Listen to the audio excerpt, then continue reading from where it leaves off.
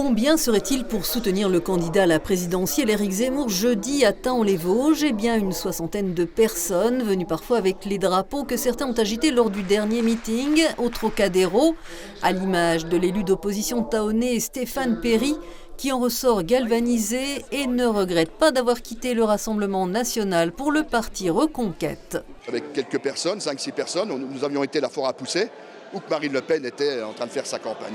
Donc ça a commencé comme ça, et là nous avons structuré, nous avons des responsables de circo, de circonscription, de canton. L'élu alsacien et coordinateur régional Patrick Muller revendique entre 7000 et 7500 adhérents pour le parti Reconquête dans le Grand Est, près de 2500 dans les Vosges. Et pour décliner le programme d'Éric Zemmour, c'est Benjamin Cauchy, ce Toulousain ex-porte-parole des Gilets jaunes, chef d'entreprise et ancien membre de Debout la France, habitué des plateaux télé comme son mentor qui a fait campagne. Et il l'assure ici à Thaon-les-Vosges, non loin d'Épinal, sa nouvelle famille politique n'est pas à l'extrême droite. Écoutez, moi j'ai commencé la politique à l'âge de 17 ans, quand j'étais au RPR, et notamment lorsque Philippe Séguin a été le président du Rassemblement pour la République.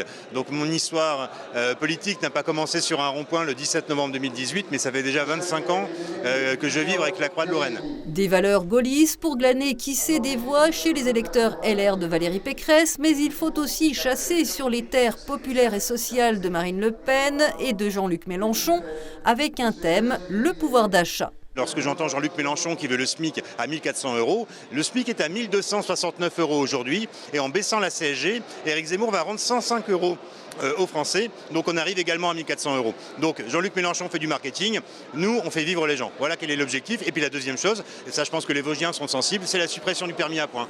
Enfin, que répondre aux outrances, au moins verbales, d'Éric Zemmour que ses adversaires lui reprochent?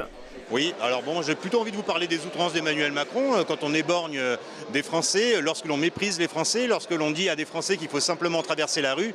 Je pense que le mépris et les outrances sont la devise d'Emmanuel Macron depuis 5 ans. Benjamin Cauchy a prêché des convaincus, mais le pari d'Éric Zemmour de réconcilier droite nationale et républicaine n'est pas gagné, au moins pour les présidentielles, car au premier tour, il n'est plus crédité que de 10% des intentions de vote au coude à coude avec Valérie Pécresse et loin derrière les 20% de Marine Le Pen.